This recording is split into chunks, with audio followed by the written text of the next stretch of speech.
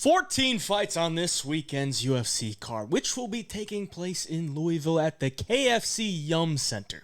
Very interesting. This is a fight night. Could get dicey. Could get real greasy because there's a lot of women's MMA. There's a lot of really low-level fights. A lot of bad fighters on this card. But we're going to give you all 14 picks. Every single one of these fights, I'm going to give you a pick. These are gun to your head. Waterboarding. Give me a pick. That's what we're going to do. But before we do that, let's check out last week's results. UFC 302 went 9-3. Ones we got wrong: Phil Rowe, Alex Morono, Cesar Almeida. Shit performances. Other than that, we had the Best Bet show last week. We're up a little bit on the Best Bet show. That will be out tomorrow. That'll be Friday. So stay tuned for that on the channel. And then, of course, the Home of Fight Picks premium bets. We were positive 4.35 units. Check out the bets there. Pause it if you want to. Swept the parlays. And then also on the Best Bet show from last week, a clean sweep on the daily fantasy apps. Underdog Fantasy, 3 for 3. Better Picks, 3 for 3. $300 turned in to $900. I don't want to keep you waiting any longer. Let's get into it with the main card, or the fight card this weekend. I don't want to start with the main card. We always want to start with the first fight of the night. But at the main event, it's going to be Jared Cannonier, Nasruddin Imavov. Let's scroll down to the bottom. Once again, these are picks. These are not bets, okay? Because we're not really factoring in the betting line here. I'm just saying, who do I think is going to win? It's not value, but who's going to win? First fight of the night, we got a real stinker. Puja Tomar and Rayan dos Santos. Rayan Amanda, whatever the hell her name is, okay? She's coming in here against a girl from India. What does the UFC love? They love markets. And they really tried to push Anshul Jubli on us. He was undefeated. He was an actual prospect. He got knocked out by Mike Breeden. So in steps a female version of Anshul Jubli, and oh God, she does not look very good. But you have to take into account, a lot of her losses come from a very long time ago. 4+ years we're talking. And ever since she stopped that losing streak, she's been picking up wins, mostly against cans. But you got to look at Rayan dos Santos as well. She's winning against cans. You look at her record, most of her wins are against girls that are 0-0, 0-1. And then she loses on the Contender Series to Denise Gomes, who we'll talk about later. In her UFC debut, she fights Talita Alankar. Talita Alankar is not good. Not good. And she still managed to lose that fight to Talita Alankar. Talita Alankar is maybe 4'11". She's listed as 5'1", but she's probably 4'11". I don't think she scratches 5 feet tall. Lucky for her, she's fighting Puja Tomar, who's also 5'1", maybe 5 foot. Okay, both of these girls are atom weights fighting at straw weights, so neither of them are going to be at a massive size disadvantage like they usually are. This comes down to one thing. If Puja Tomar can keep this on the feet, I think she's the better striker. Rayan Amanda, she's got better jiu-jitsu, but I also have to question that jiu-jitsu because you look at her submissions, they're against those girls that are 0-0 or 0-1.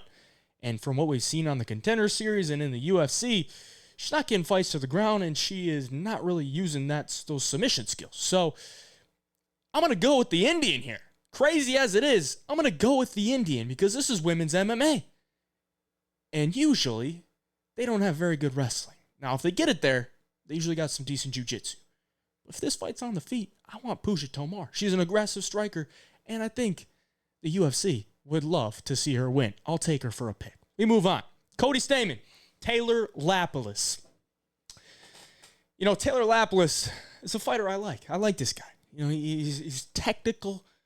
He's patient. He's got great counters. Got good takedown defense. And on the other side, Cody Stamann, it's just kind of a guy that's there. He's there in the octagon. And we see in a lot of his fights, not really winning them by finish, unless it's Eddie Wineland. And Eddie Wineland's near his deathbed at this point. Managed to finish him. But then you look at his next fight against Luan Lacerda. Luan Lacerda is terrible. And that was a close decision. His last fight against Douglas Silva de Andrade, however many names that guy's got, absolute muscle hamster. He lost that fight. Arguably could have won. Did a lot of good things. In this fight, he's going to need to wrestle. And the problem with that is Taylor Lapilus got good takedown defense, got good get-ups. But the problem for Taylor Lapilus is he doesn't really separate himself. So I think Taylor Lapilus should win this fight. I think he's the better striker. He's going to have a reach advantage. I think he can defend the wrestling from Cody Stamann. But I don't know that it's going to be a walk away with it type of win. I don't think it's going to be a 30-27 dominant performance. I think this could be a close fight. And ultimately, you're leaving it in the hands of the judges. I believe it's probably going to a decision. Leave it in the hands of the judges. You never know what you're going to get. I'm going to take Taylor Lapilus because he's the better striker, longer, sharper, can defend takedowns. But I wouldn't be shocked if Cody Stamann managed to get some takedowns, hold him down for 4 minutes in a round or something like that. I don't know. It's a fight that's going to a decision. You leave it in the hands of the judges, and we've seen how bad they are. But Taylor Lapilus is the pick. We move on. Eduardo Moura. Eduardo Moura, this fight comes down to one thing. If Eduardo Moura misses weight, then I want to take Eduardo Moura because this chick should not be fighting at 115 pounds. She is a flyweight.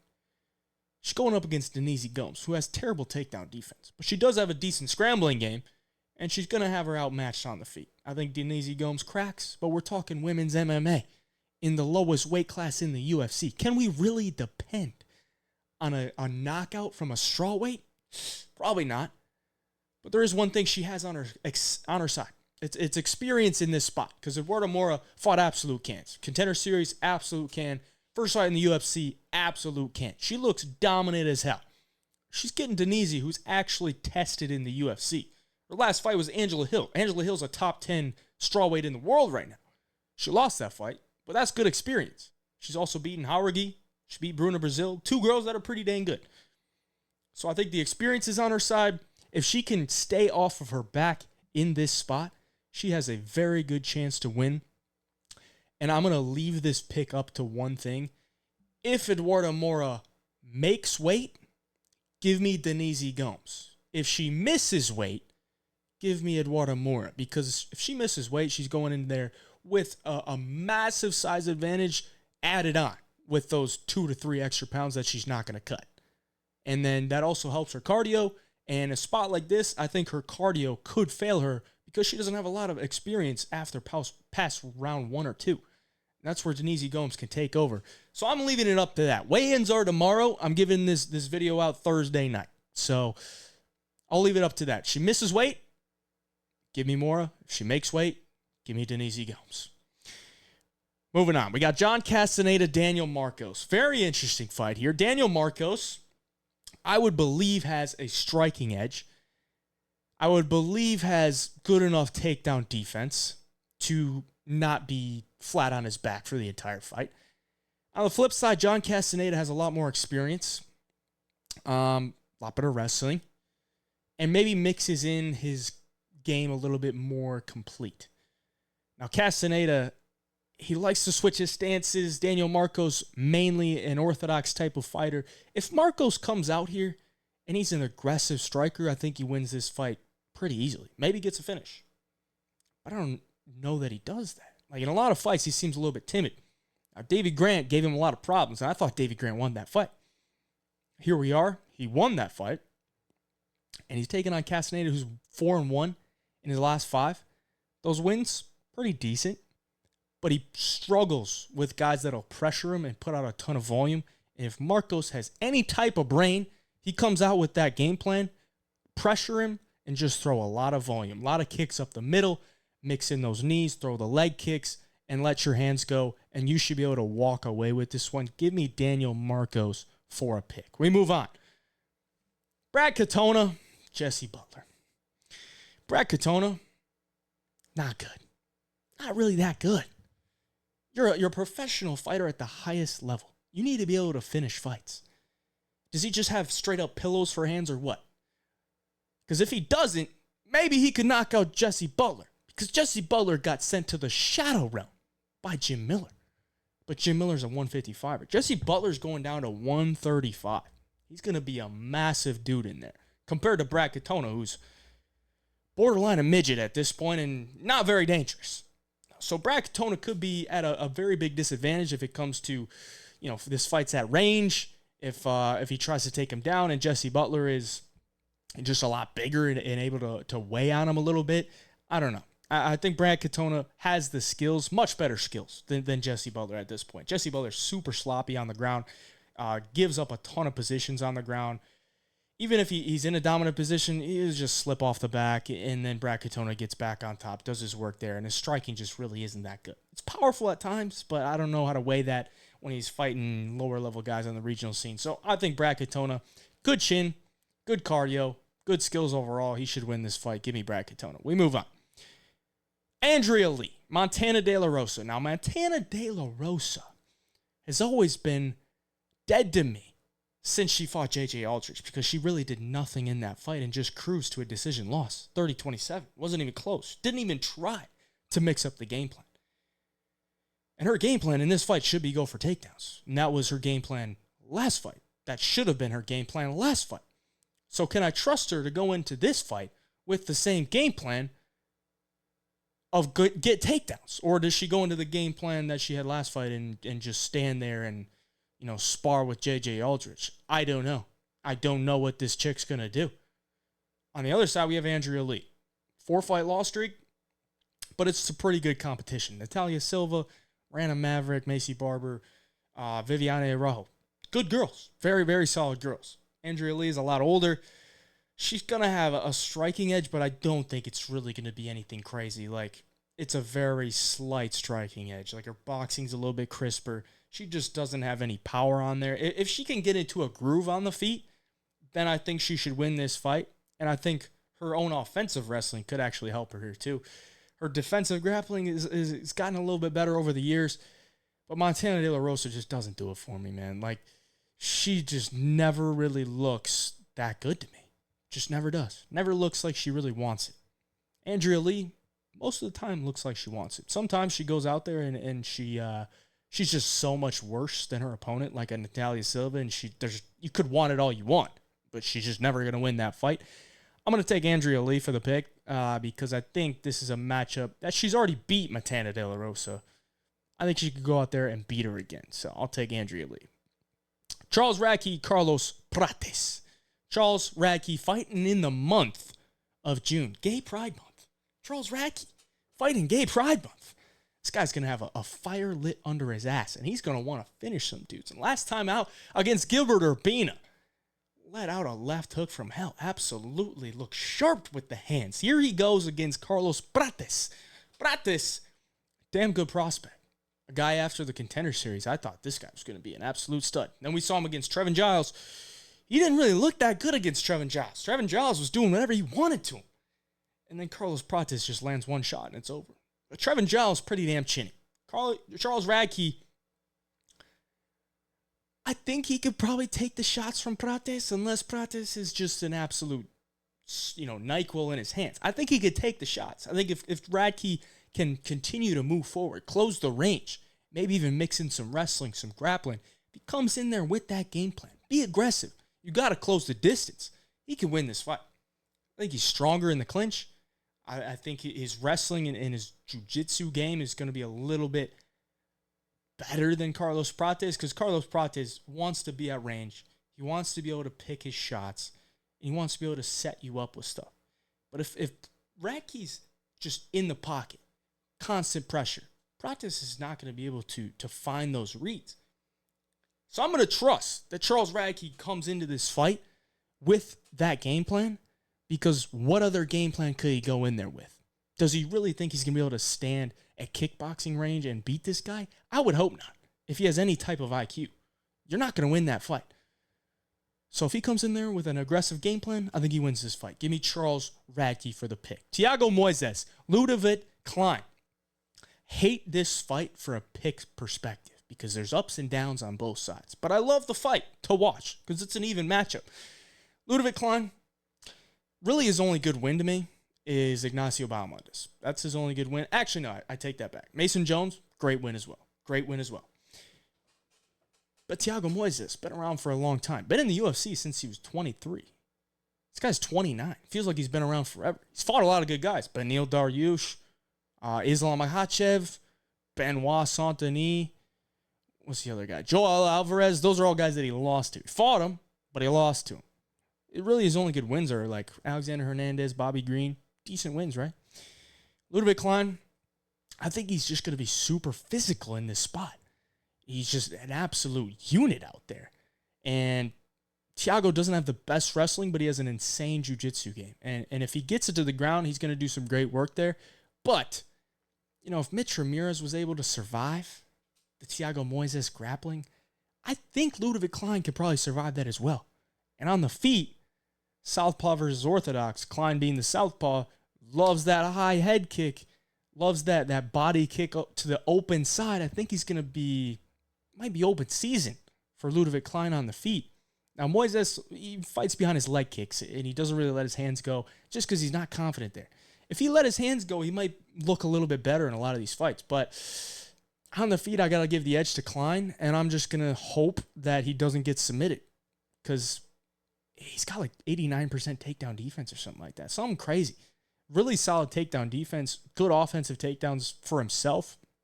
Maybe he uses those in this spot. Maybe he just says, no, I don't even want to mess around with that. But I'm going to take Ludwig Klein for the pick and hope that he doesn't get subbed or gas out. I think he's got good cardio, but you never know nowadays. Sometimes they have good cardio. Sometimes they gas out in one round like Alex Morono. You never know. We move on. Miguel Baeza, Punahele Soriano. Two guys that not on good trajectories of their career. But I got to say, Miguel Baeza coming back after 2 years off gives me a little bit of hope. Because Punahele Soriano fought pretty recently. Wasn't that long ago. He got submitted by Dustin Stoltzfus in the second round. Like, this guy looks really, really bad. So I can't really look at him and say, yeah, like he might come into this fight looking a lot improved because it hasn't been that long. And the only change he's making really is moving down a weight class. Sometimes that's not the answer. Sometimes it just comes down to your skills really aren't that good. It doesn't really matter that you're a little bit undersized. You just don't have skills. And I look at Punahele Soriano's tape. I don't see a lot of skills other than a big overhand left and sometimes some aggression. A lot of times just sitting there trying to figure out what's going on in front of him. Now, Baeza, on the other hand, the worries are the chin. Does he still have a chin? Glad that he took 2 years off to maybe recoup that chin, but he got knocked out by Andre Fiallo. And Fiallo was good, but then he wasn't. And now he just looks like straight trash because he's on a five-fight KO losing streak. Baeza got knocked out by that guy. So I don't really trust his chin, but I do trust that he has a lot better skills in this fight. He's actually pretty big for welterweight. Soriano's 5'11". I don't think he's going to be, massive coming down from middleweight. So I think Baeza's size will be fine. And on the ground, I think he's got good submission skills. On the feet, I think he's a pretty solid striker. I just don't really rate anything that Soriano does watching his tape. And his cardio has just always been bad. So all signs point to Baeza here, but you just got to, pucker your cheeks when he's getting punched at because that chin could go at any moment. And that would not be good for our picks. So I'll take Baeza. Moving on. Julian Marquez, Zachary Reese. I was kind of on the train for Zachary Reese when he came into the UFC. And then he lost to Cody Brundage, got slammed on his head. And you could chalk that up as like an outlier type of fight. Like he gets slammed on his head. Like, yeah, it doesn't happen that often. He comes back, could bounce back here with a nice win and keep going. Then you look at his tape and like there's not a lot of tape because his fights end in round one. I don't think he's ever seen a round two. The tape really ain't that good. Like the guy's striking looks very just not confident. He's not confident. Anytime somebody throws something at him, he panics. And then he kind of just swings and tries to get out of the way. And in both of his UFC fight against Brundage, ended up on his back. In the Contender Series fight, he ended up on his back because he got hit with something and then fell to his back. So this guy kind of relies on pulling an armbar off from his back. And that's what he went for against Cody Brundage. Maybe he could do that to Julian Marquez. If Marquez is going to follow him down to the ground, maybe Reese could pull off another armbar. Because Reese got good jiu-jitsu. But Marquez, on the feet, I think should be able to piece this dude up. Marquez striking has looked a lot better. Even though he lost his last 2 fights, striking's looked a lot better. He's able to land a lot on Marc-Andre Barriault in that first round and then just kind of gassed out. Barriault just took over. Gregory Rodriguez is a different story, man. Like, Gregory Rodriguez is levels above Marquez. Big dude, hits super hard. And Marquez is tough. I think on the feet, Marquez is going to be able to find a lot of shots and going to be able to get through on Reese pretty easily.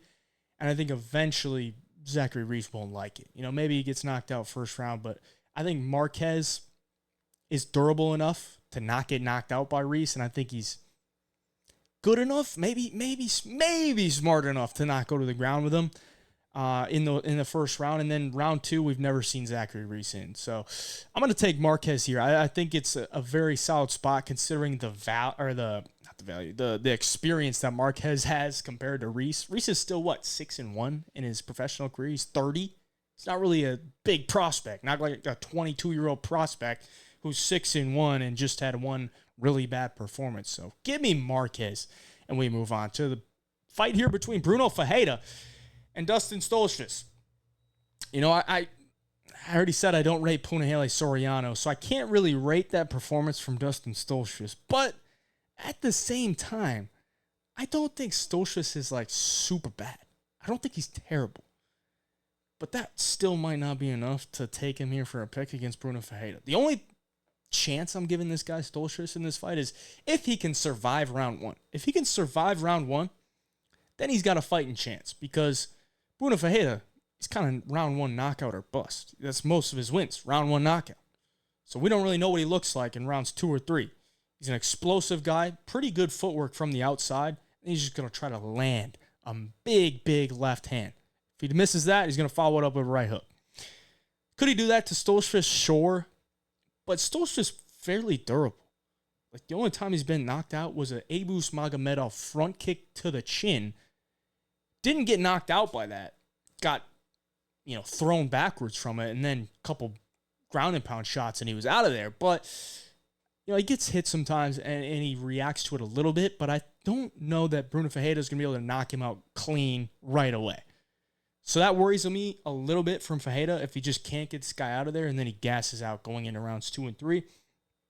But ultimately, I think Bruno Ferreira probably better skills at this point. I do think he's got some pretty decent jiu-jitsu. We'll see if it gets tested here. I think he's solid enough. I'll take Bruno Ferreira for the pick. But just don't make it greasy. Get him out of there in round 1 and we can cash another pick right there. We move on. Raul Rosas Jr., Ricky Turcios. Now here we go. 19-year-old Raul Rosas Jr. pulls out of his last fight against Turcios. Turcios wants to fight next week. Rosas doesn't, so they don't schedule it. And ultimately, the UFC comes back to this same matchup. Now, what does that tell me? They say, this is a matchup we want, because we want Raul to win, and we want Ricky Turcios out of the UFC because he ain't good. The only wins he's had in the UFC are split decisions, and I don't even know if this guy could hurt someone on the feet. Anything he throws out there is it's just feelers. You're shooting takedowns on him. He's just slapping your face. What is that going to do? It's not going to do anything. Unless you're Curtis Blades dropping massive hammer fists on Gelton Almeida, these little slap things when somebody's taking you down is only going to hurt your takedown defense. And that's something he does not have. Does not have takedown defense. You're going up against a grappler here in Raul Rosas Jr., who's a very good grappler, pretty solid wrestling. And one thing we did get to see compared to if these guys fought in Mexico, I think it was, I believe, we saw Christian Rodriguez take on Isaac Dulgarian. Dulgarian is an insane wrestler, and Rodriguez was able to survive that. Dulgarian was murking guys in round 1 until he fought Christian Rodriguez. Now, Raul Rosas Jr. nearly submitted Christian Rodriguez in round 1. Dominated that first round. Could have been a 10-8. Dominated him. I think you should be able to dominate Ricky Turcios early in this fight because I think his grappling is that good. And, his power is always getting better. Striking's always getting better. Maybe he could knock him out, but I think he could probably sub him first round. Give me Raul Rosas Jr. Co-main event, Dominic Reyes, Dustin Jacoby. Jacoby, you might be getting a layup here against Dominic Reyes, and there's absolutely no way I can take Dominic Reyes as a pick. Until he wins, There's no way I can take him as a pick. Like, you just can't take the guy because he does not have a chin. Now, I would love to see him win. I'd love to see it. Us UFC fans, we love to see a guy come back, get a big win, get that breakthrough. But as a pick guy, giving my picks, how could I really take Dominic Reyes for a pick when he got knocked out by a jab his last fight? He took an absurd amount of damage against Yuri Prohaska, and before that got knocked out by Jan Blachowicz. 4-fight losing streak, 3-fight KO streak. Dustin Jacoby, not the heaviest-handed guy, but he does have a few first-round knockouts in the UFC, and I could see it here. I could see it here, because that's when he's most dangerous. That's when Dominic Reyes is probably going to be most susceptible to getting knocked out, is in that round one. And I think Jacoby could probably find it here. Dustin Jacoby is definitely the pick. I just don't see a world where I could take Dominic Reyes as a straight-up pick. You know, gun to my head, right? Gun to my head, do I really want to take Dominic Reyes' chin? Fuck no. I got to take Dustin Jacoby. Main event, Jared Cannonier, Nasruddin Imavov. Jared Cannonier, 40 years old. I was looking earlier. Like, I know how have 40-year-olds really fared in main events, like not considering the bigger weight classes. I looked and it was all Glover Teixeira, some Alistair Overeem, and then I found Damian Maia. Damian Maia was like 41 when he won against Ben Askren, another grappler. A main event. He won that, but there's really not a lot for 40-year-olds in main events. And this is a spot for Jared Cannonier. It's kind of do or die. If he loses this fight, he's over. It's up. It's done. There's no chance you're ever going to get to a title if he loses this fight. He's 40. He's won back-to-back fights. Great performances last time out. If he wins this, he's still got a chance. But if he loses, that chance is over.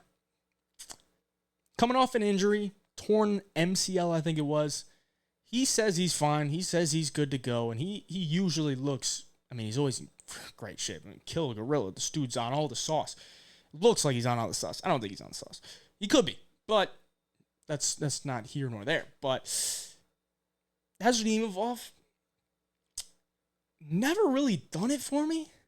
Like, he's a very flashy striker from the outside, uses his footwork very well, and he picks his shots very well. Very, very good accuracy when he's throwing. Not a ton of volume, usually because I think he's trying to conserve his energy, because he don't think he has the greatest gas tank. I mean, he nearly finished Roman Dolidze in round one, and then the next 4 rounds he's just barely scraping by, just doing enough to beat Roman Dolidze in those rounds, and he won the fight. But anybody else in there with any type of gas tank should have finished Roman Dolidze. Like, the Dolidze was on death's door. He was gassed too, and Imavov was just as gassed. He just couldn't finish him. He was just doing just enough to beat him. 5 rounds makes me scared for Imavov because I don't trust his gas tank, and I know Cannonier will be there for rounds 4 and 5, and 3, 4, and 5. 3-round fight, give me Imavov all day. 5-round fight, I tend to lean Cannonier, but something's telling me Nasruddin Imavov is going to clip Jared Cannonier early in this fight and probably put him away. Because Cannonier being 40, he's been hurt in a lot of his fights. You look at a lot of his fights, he was hurt in that Vettori fight early. He was hurt in the Brunson fight early. And I don't know that he's going to have a lot of success early against Nasruddin because he's very hard to hit. Imavov has really solid grappling as well. And he's a big dude, 6'3" compared to 5'11". I think the range is going to be tough for Cannonier early. I think he could get sniped. So I'm going to take Imavov for the pick. But in all honesty, if this fight gets out of the first 2 rounds, I don't think he wins. I think Cannonier could probably win rounds 3, 4, 5 straight up. And we could look at it like a Joe Pyfer situation where, you know, Joe Pyfer won the first 2 rounds pretty clearly. Looked like he was going to get a first-round knockout against Hermansson, and then Hermansson just weathered it and then won rounds 3, 4, and 5 and won the fight. We could see the same thing here. But I'm going to go with Nasruddin Imavov for the pick because I think he could get him out of there. Those are the picks. For UFC Louisville, once again, Best Bet Show will be coming out Friday night. I'll give you a money line, prop, and an over-under, and something else. And then some daily fantasy picks as well. So stay tuned for that on the channel. Homo Fight Picks Premium membership link is down in the description. Sign up there. You'll get every single one of my UFC bets every single week. Till next time, AJ Picks. We out.